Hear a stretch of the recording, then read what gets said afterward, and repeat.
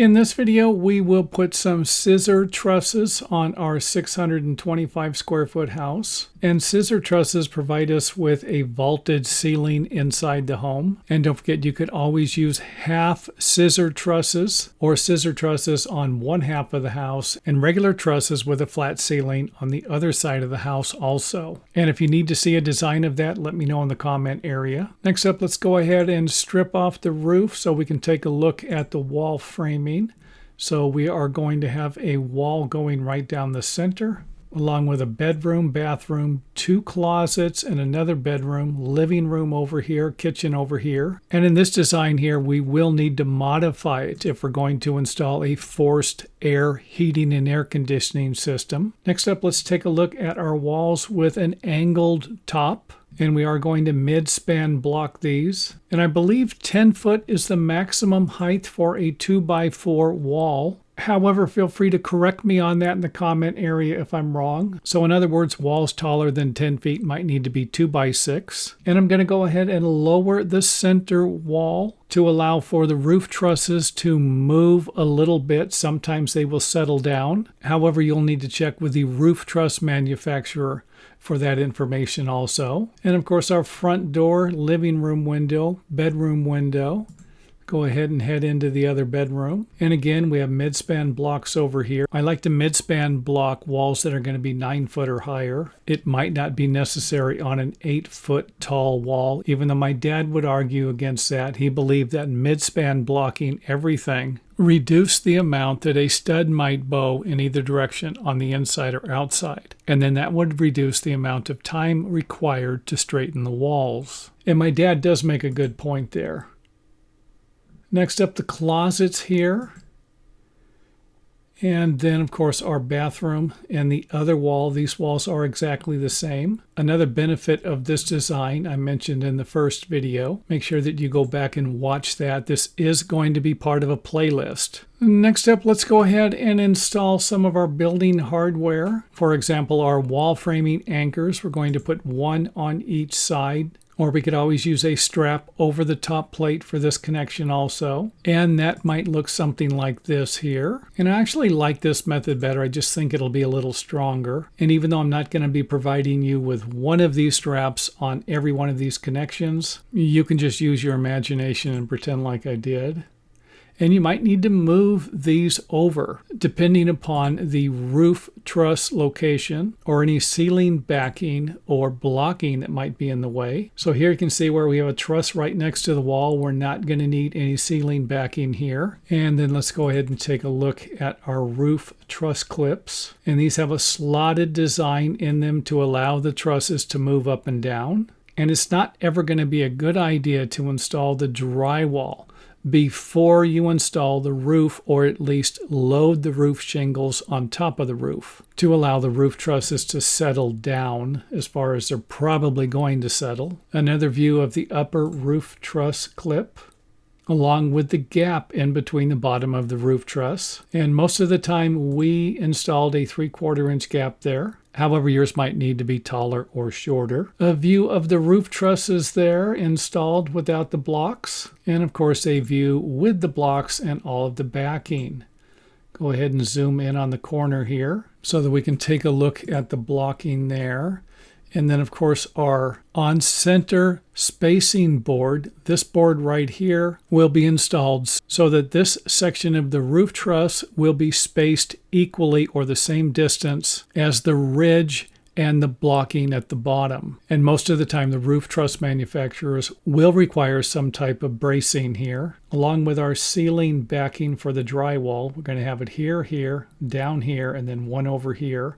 Remember, we're going to be using the roof truss over there for the ceiling backing. And you can see where this board goes all the way through. It will need to lap. I like to lap mine at least 2 roof trusses or 2 ceiling joists if you're going to be conventionally framing a roof. And then, of course, a brace here can be at a 45-degree angle or less, and they can be installed like this. And this is usually how I like to install them. And of course, our ridge blocks. I had somebody the other day leave a comment and say that they've never seen blocks in between roof trusses. However, that's probably the most common form of supporting them at the top. And of course, I like to use blocks here to attach my backing to that will later be used to attach the drywall to. Next up, let's head over to the other block on the other side we're going to use to support this part of the truss backing.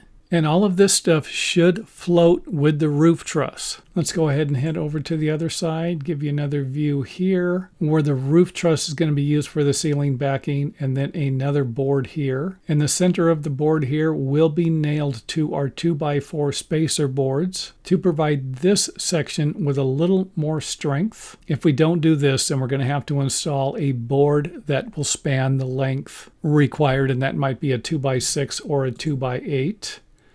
Go ahead and take a look at this section here. Again, a block here, and then we're going to nail it at the bottom. And the bottom of this board, I believe, is shaped. So we have a little shape to it here so that we can nail it with 16D nails. And then once I remove the trusses, you can get a better look at the ceiling backing. Let's go ahead and take a look at it from below. And you can see the reason why we need the backing, so that we can nail the corner of the ceiling drywall to something. If we didn't have that there, then we wouldn't have anything to nail the drywall to. And I have seen people avoid to install the backing if a truss is within 3 or 4 inches. But I really don't know if that's going to work for your project. And I've never done that on my project. Farthest I think I would go would be about an inch space between the face of the wall and the backing board. Of course, a view of the blocks, the bracing, everything without the roof trusses. And let's go ahead and zoom in on this section here.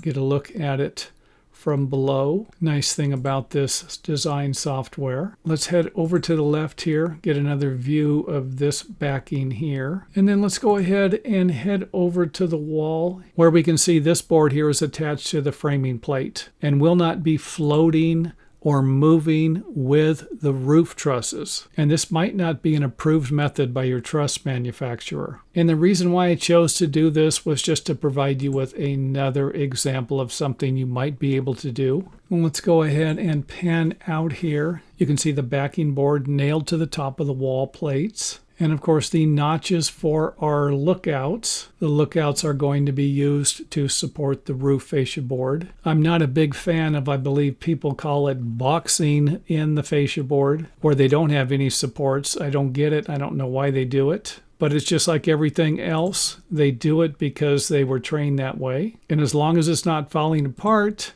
why should they do it any differently? The lookout spacing is usually 32 inches on center. However, it can be shorter, and sometimes it might need to be. And since we have 2x4 roof trusses, we can use 2x6 fascia board. And in some cases, you might be able to use 2x4 fascia board, or even 1x4 fascia board, or even grab a 1x8 and rip it in half if you need an extra 1/4 of an inch. If your 1x8s are 7.5 inches and you cut them in half, you should end up with about 3 3/4 inches instead of 3.5 inches if that will work for your project. And don't forget to line the top of the roof rafters up with the outside edge of the fascia board, or shape the top of the fascia board. I've done that in plenty of my projects so that you can get a nice connection when you nail the fascia board to the roof sheathing. And before I pan out to the roof sheathing, let's just go ahead and take a look at this corner here. And you can see where you might need to shape the bottom of the fascia board there to make it line up with this fascia board. And if you don't shape the top of the fascia board, you're going to have a gap here. And this gap will increase in size as the roof pitch gets larger. I believe this is a 6-12 roof pitch here with a 3-12 roof pitch on the inside for the vaulted ceiling section. And if the roof pitch was smaller, the gap here would be shorter. And the reason why I'm pointing that out is because some people won't like that after it's finished. I've even seen people go in and fill it in before. So the roof sheathing there, 4x8 sheets of OSB. And that brings us to the end of the video. And thanks for watching. Don't forget to check out some of our other videos on YouTube. And if you can't find the videos on YouTube, make sure that you visit our website to find a complete organized list of all of the videos we've made so far.